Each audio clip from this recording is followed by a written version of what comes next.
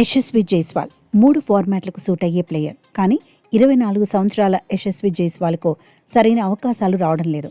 టెస్టుల్లోనే regular ప్లేయర్గా మారాడు. ఇతర ఫార్మాట్లలో అవకాశాలు దక్కించుకోలేకపోతున్నాడు.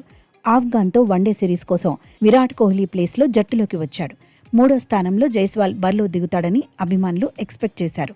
కానీ ధర్మశాల వన్డేలో తుది జట్టులో జైస్వాల్కు అవకాశం దక్కలేదు. ఇషాన్ కిషన్ వైపు టీం మేనేజ్మెంట్ చూసింది. దీంతో యశస్వి జైస్వాల్ బెంచ్కే పరిమితమయ్యాడు. తర్వాతి 2 మ్యాచ్ల్లోనూ తుది జట్టులో చోటు దక్కుతుందన్న గ్యారంటీ లేదు. రోహిత్ శర్మ రిటైర్మెంట్ తర్వాతే రేసులోకి యశస్వి రావచ్చని చర్చ జరుగుతోంది.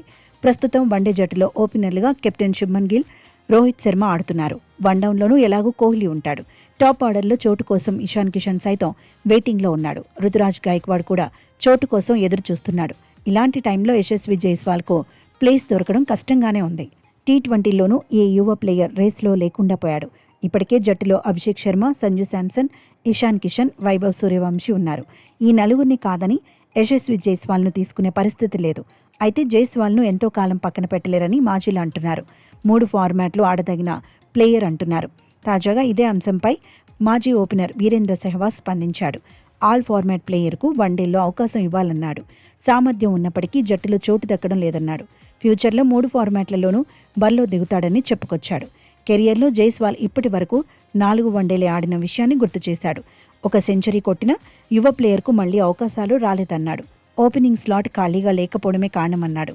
రోహిత్ శర్మ రిటైర్ అయ్యాక జైస్వాల్కు అవకాశం దక్కుతుందన్నాడు. రుతురాజ్ గైక్వాడ్ నుంచి పోటీ ఉంటుందన్నాడు. ఇప్పటికైనా టాప్ ఆర్డర్లో ఎవరైనా అందుబాటులో లేకపోతే యశస్వి జైస్వాల్కు అవకాశాలు వస్తున్నాయన్నాడు. అవకాశాలు దొరికినప్పుడు మెరుగైన ప్రదర్శన చేశాడని వీరు అన్నాడు. డబుల్ సెంచరీ కొట్టిన ఇషాన్కు కూడా అవకాశాలు రావడం లేదన్నాడు. మరో మాజీ క్రికెటర్ మనోజ్ తివారీ సైతం యశస్వి జైస్వాల్కు సపోర్టుగా నిలిచాడు. ఈ యువ ప్లేయర్ను టీంలోకి తీసుకోవాలన్నాడు. రోకో రిటైర్మెంట్ తర్వాత జైస్వాల్కు ఖచ్చితంగా చోటు దొరుకుతుందన్నాడు.